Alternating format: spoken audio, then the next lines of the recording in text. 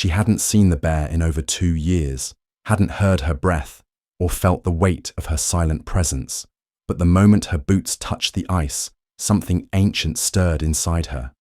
A pull, not of logic, but of memory, raw and unfinished, and far, across the frozen expanse where wind screams like grief. A polar bear, with hollow eyes and trembling paws, was digging a grave for her dead cub. Her body moving slow with sorrow, her mind somewhere else, not here, not now and then. She stopped, lifted her head as if sensing something impossible, something long buried rising through snow and time and silence. The ghost of a touch, the echo of a bond that even the cold could not kill. Each morning, Sura moved across the snow with the quiet precision of a creature that had learned not just how to survive, but how to do so without being seen, without being remembered. Her steps were slow, deliberate, her head often turning back without reason, as if searching for something that was no longer there. The sea, ice stretched endlessly around her. But sometimes when the wind shifted, she would pause and breathe in deeply, nostrils flaring, tasting the air like it might carry a voice, a touch a ghost.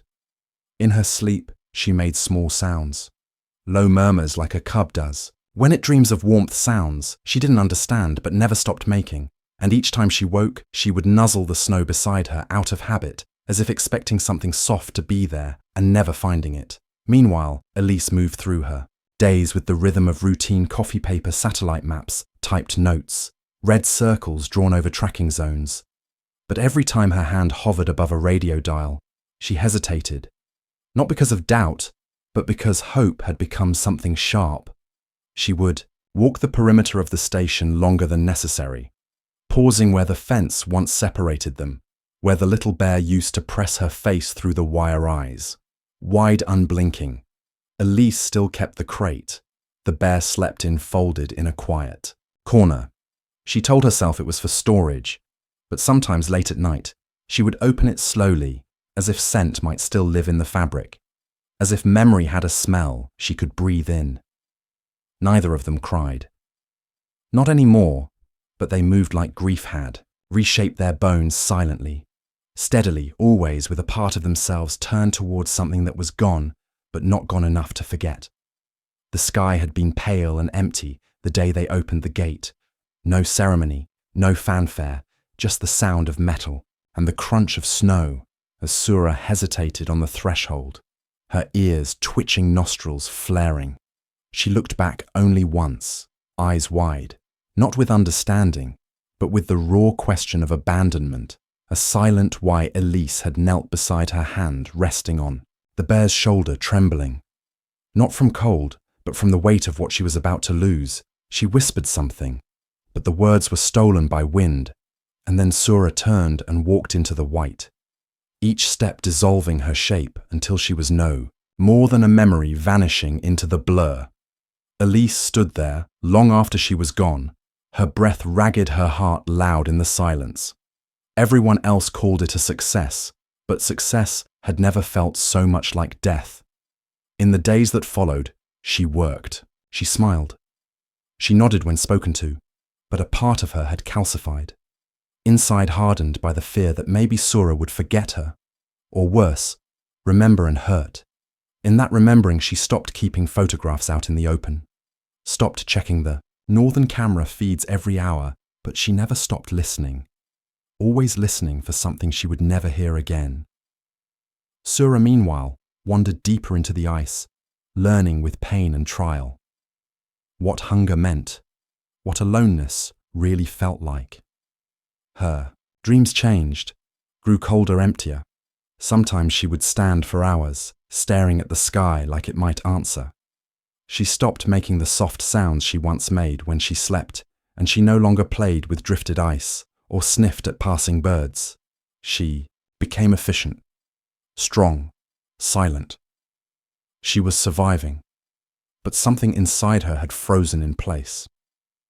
Seasons shifted, the sun returned and vanished again, and still the silence stretched between them, vast and unspoken and heavy, like a second sky pressing down. Neither of them reached out, but neither of them truly let go.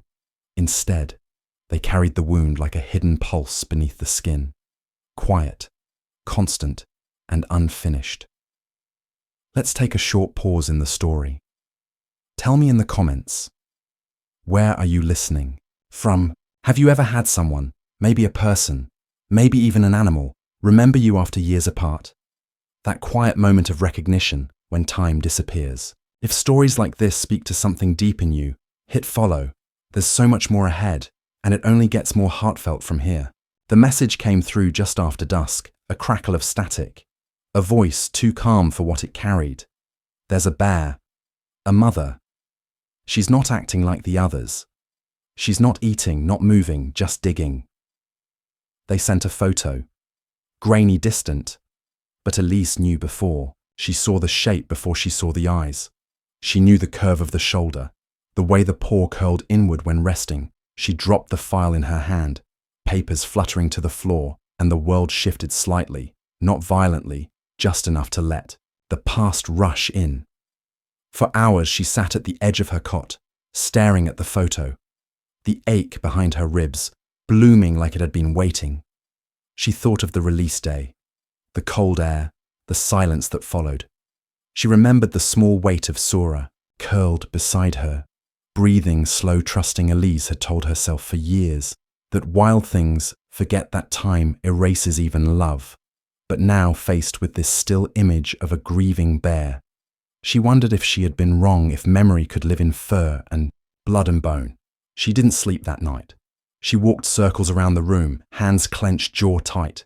Every thought a storm. What if it's not her? What if it is? What if she's changed? What if she doesn't remember? What if she does and I'm too late? She stared at her reflection in the glass, thin lines near her eyes, new hollowness in her cheeks, but behind the wear was something else. Something old, something pulled taut by hope. By morning she had packed. She didn't ask for permission. She only left a note and took the last available flight north. Not because she was sure, but because some things you don't turn away from, some silences you have to walk into, even if your heart is breaking, even if you're terrified, because if there's a chance, if even a shred of that bond still lives in the snow, she had to know. She had to see with her own eyes whether time had truly taken everything, or if somewhere out there a part of her was still waiting. The wind had quieted to a hush as Elise stepped out onto the ice, her boots sinking into the silence around her. Every breath she took felt borrowed, shallow, as if the air belonged to another world, and ahead, just beyond the ridge, she saw her Sura, alone beside the small, still form of the cub. Her body hunched in a way Elise had never seen before. Not from cold, but from something heavier. The bear moved slowly, carving the snow with her paws, not scraping, not clawing, but shaping it with trembling care like memory had taught her how to grieve. Elise didn't call out, didn't move. She only stood, the wind brushing strands of hair across her face, her eyes burning, her mouth half open with words that wouldn't come. She watched as Sura paused mid-motion, her head lifting slightly, ears twitching, nostrils flaring. Elise stepped forward, once then stopped, her heart pounding loud in her throat, and that was when it happened. Sura turned, not fast, not startled, just turned and saw her. There was a moment, then longer than it should have been, slower than the world around it, when neither of them moved, a space thick with everything unsaid. A pause that held years and miles and nights full of silent longing.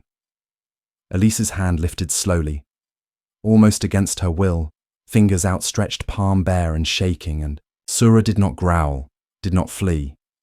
She watched her like someone remembering a dream. Then step by step the bear approached, not like a wild creature drawn to scent or habit, but like something answering, something calling back across time. And when she reached her, Elise dropped to her knees, the tears finally breaking loose. Her hand still extended, Sura leaned in her nose, touching skin. Not just sniffing, but staying, and Elise choked back a sob, her other hand rising gently to rest against the massive head she had once cradled in her arms. It wasn't dramatic.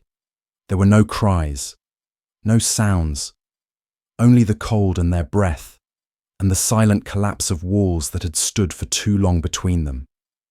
And in that stillness something clicked. Something, ancient and quiet and real recognition, like a spark in the dark, a memory not dead, only waiting, and just like that the years fell away and they were not alone anymore. They stayed there long after the burial, the wind folding over them like a blanket of silence. Elise kept her hand on Sura's back, feeling the rise and fall of her breath. Slow, steady, uncertain at first, but real. And over the following days, something fragile began to form. Not new exactly, but reborn. Sura didn't vanish into the white. This time she lingered, her heavy body resting closer each night. Her eyes softer, less guarded, as if remembering not just the pain, but the comfort that came before it. Elise left small pieces of fish just outside her tent, and every morning they were gone, eaten with careful gratitude, not hunger. And once, as Elise crouched to light a fire, she felt a quiet presence behind her, turned, and found Sura sitting calm, watching her, not with suspicion but familiarity, and Elise smiled. Not wide, not forced, just a small thing that cracked something open inside her. A smile she hadn't used in years. She began to speak to her again, not expecting answers, just offering sound warmth. A bridge of voice across the space between them. And one evening, as the sky blushed, pink with low sun, Sura approached slowly, then lowered her head into Elise's lap and stayed there, heavy, warm, silent. And Elise wept, not with grief, but with release, because it meant everything. It meant she remembered. It meant they were not strangers, not anymore. They didn't need more than this. No grand reunion, no return to the old roles, just the small gestures that said, I see you, I know you, I never forgot. And in those moments, something old healed, not perfectly, but truly. They were not what they had. Been too much had changed, but in that change, there was something stronger than before, not innocence, but understanding, not possession, but presence. And as the snow drifted gently around them and the world kept turning, they remained still, side by side, no longer just surviving, but beginning again in quiet, in truth. In the kind of love that does not vanish with time, but waits patiently in the cold until it is called back to life. Some bonds never ask for words. They survive in silence, in the spaces between years, in the ache we carry without knowing why. They wait, through snow, through time, through everything that tries to erase them. And when they return, they do not shout. They simply arrive, like breath after holding it too long. What passed between Elise and Sura was never broken, only paused, waiting for the right moment to remember itself. And when it did not come to fix the past. It came to make peace with it, to remind them both that love, the quiet kind, the kind that stays, doesn't vanish. It lingers, and when the world finally softens, it comes home.